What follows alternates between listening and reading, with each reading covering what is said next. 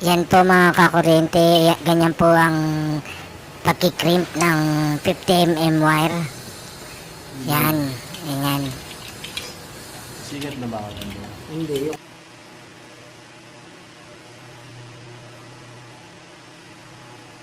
Yan.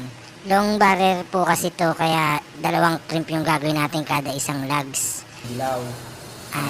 Ang technique po dito ay yung lugs ilalagay mo muna sa crimper. Tapos po, dinan mo lang ng bahagya. Yan, tapos tsaka mo ipasok yung wire, tapos yun na, tsaka mo ikikrimp. Yan, ikikrimp muna natin po yan. Yan. Pag madiin na, sabay i-release natin sa gilid. I-release, yan, i-release na. Tapos, usog uli para sa pangalawang crimp. Yan, ikikrimp na uli. Pag madiin na uli, release uli.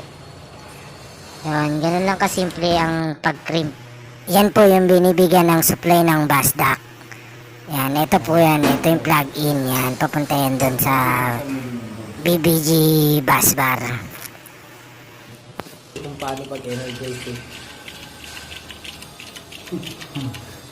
Doon naman po mga kakuryente, yung kulay pula naman po ikikrimp natin.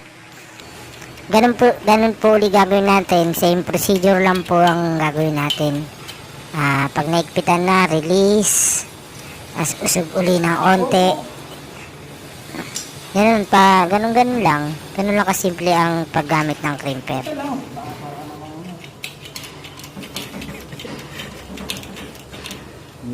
Pabilisan ko.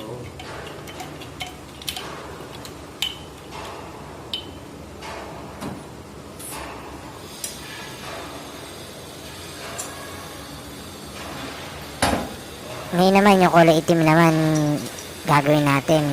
Ilalagay natin yung lag sa crimper, didiinan ng bahagya, tapos didiinan natin ang bahagya ng konti, tapos tsaka natin ipapasok yung wire. Yan. Tapos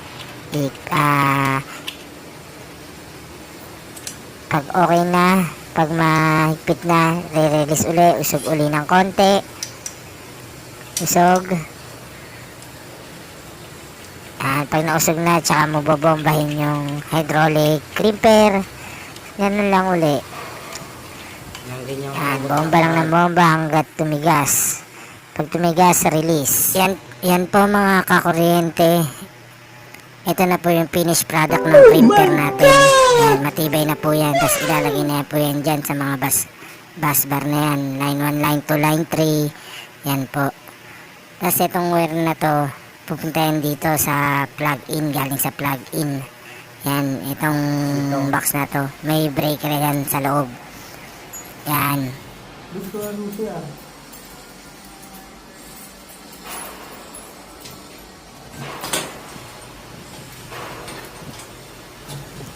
Yan po mga kakuryente, yan. Na-terminate na po namin yan. Ayan po yung breaker niya sa loob. Ayan po yung mga line 1, line 2, line 3. Yan.